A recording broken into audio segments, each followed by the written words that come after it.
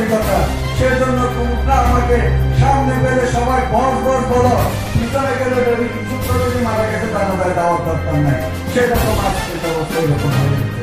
হুমায়ুন কাদের চৌধুরী আজকে প্রধান অতিথি, ওনাকে দেখা দিয়েছেন সপ্রধান, যার উদ্দেশ্যে আজকে যে স্মরণ সভা, এই স্মরণ সভায় তাদেরকে বসায় রাখতে পারলাম। এর চেয়ে ব্যর্থতা আমাদের রাজনৈতিক জীবনে আর হবে না। হয়তো রবীন্দ্র চৌধুরীর স্মরণ সভা হচ্ছে, আমরা মরে গেলেও তোমরা স্মরণ সভা করবে না। তার কারণ কর্মী এখন অর্থের মুখে চলে গেছে, কর্মী এখন রাজনৈতিক ময়দানে নেই। অর্থ যে নেতাদের, সেই নেতার পিছনে এখন পিছিয়ে পড়ে। সেজন্য আমাদের আন্তরিকতার কর্মী আমরা ধরে রাখতে পারলাম না। সেটাই আজকে আমাদের এই সভা থেকে আমাদের ব্যর্থতা প্রমাণ হলো।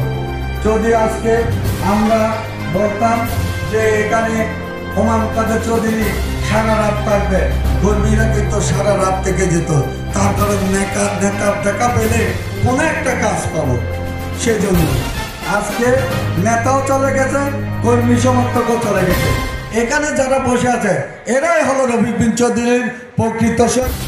1-11-র সময় যারা রাজনৈতিক পরিবার থেকে সকলে হঠাৎ করে দেখি উদ্ধ হয়ে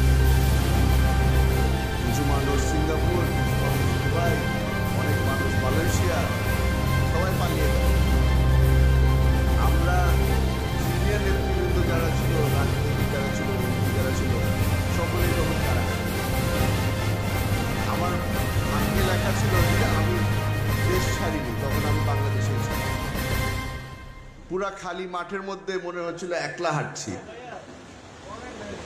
বাবা ছিল কারাগারে, তখন কার কাছে গিয়ে আশ্রয় নিব, কার কাছ থেকে উপদেশ নিব বুঝতে পারছিলাম না। রফিক বিন চৌধুরী এমন একজন ব্যক্তি ছিল যে ঘন ঘন কাশিমপুর কারাগারে চলে আসতো আব্বার সাথে দেখা করতে। তখন আমার নিজ চোখে দেখা হলো আব্বার সাথে তার সম্পর্কটা কিরকম, গভীরতাটা কি ছিল ওই সম্পর্কের, তখন বুঝতে পারলাম। পরবর্তীতে আমি চিটাগাং আসা শুরু করলাম, রাঙ্গুনিয়ায় আসতাম, রাউজানে যেতাম, ফটিকছড়িতে যেতাম। সব সময় এই প্ল্যান প্রোগ্রাম করার সময় রফিক চাচাকে ফোন করতাম যে চাচা এখানে যাচ্ছি, কার সাথে দেখা করা উচিত হবে। ওনার খালি মুক্তি একটা কথা, ওইখানে গিয়ে মুরব্বী খুঁজেন, আপনি মুরব্বীদের সাথে গিয়ে কথা বলেন। আমার জন্য মুরব্বী ছিল রফিক বিন চৌধুরী, কারণ ওনার কথা তো আর ফেলে দেওয়া যায়। আস্তে আস্তে করে তার সাথে সম্পর্ক আমার হওয়া শুরু করল। পরবর্তীতে অ্যারেস্ট করা হয়, এই মিথ্যা মামলা দিয়ে অ্যারেস্ট করা হয়, তখন আবার একা হয়ে যায়। মাথার উপরে ছাদ ছিল না, মুরব্বী কেউ ছিল না। আবারও ফিরে গেলাম মরহুম রফিক বিন চৌধুরীর কাছে। ওনার হাত ধরে ধরে রাজনীতি শিখা। আব্বার কাছে যেতাম কারাগারে, আব্বার থেকে পরামর্শ নিতাম, ওই কথা গিয়ে তারপরে রফিক চাচাকে বলতাম। রফিক চাচা পরিচয় করিয়ে দেওয়া শুরু করলো আমাকে। ওনার আশেপাশে যারা ছিল, আব্বার পুরানো মানুষ যারা ছিল, আপনাদের সাথে উনি পরিচয় করিয়ে দিল। আজকে এখানে দাঁড়িয়েছি আপনাদের সাথে, আপনারা আমাকে চিনেন। হ্যাঁ, সালাউদ্দিন কাদের চৌধুরী ছেলে হিসাবে ছিলেন, কিন্তু পরিচয় করিয়ে দিয়েছিল রফিক বিন চৌধুরী। এই জিনিসগুলি আমি কোনো সময় ভুলতে পারবো না। শেষবার রফিক চাচার সাথে যখন আমার দেখা হয়,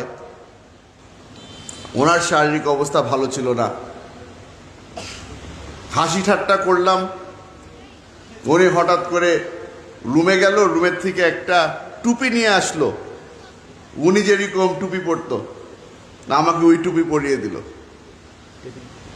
বললো ওই ভাতিজাকে এখন দাদার মতো লাগছে। এই স্মৃতিগুলি সারা জীবন মনের মধ্যে থেকে যাবে। আপনাদের এখানে এসে বুঝতে পারলাম যে আমি একা নয়। আপনারা সবাই, আমার যেরকম মন কাঁদে, আপনাদের সকলেরও মন কাঁদে যে এমন একজন অভিভাবক চলে গেল যার উপরে আমরা এতটাই নির্ভর ছিলাম যে এই জায়গাটা শূন্য হয়ে যাওয়ার পরে একদম একা হয়ে পড়েছি। আজকে ভাইরা আছে পাশে, মুরব্বীরা আছে, আমার কিছু চাচারা আছে, কিন্তু মনের মধ্যে একটা সন্দেহ থেকে যায়, আমরা কি পারবো? রাজনীতিকে আমরা এগিয়ে নিয়ে যেতে পারবো যখন সালাউদ্দিন কাদের চৌধুরীও নাই, রফিক বিন চৌধুরীও নাই? চেষ্টা করে যাচ্ছি, আপনারা যদি সহযোগিতা করেন আশা করি কামিয়াব হব।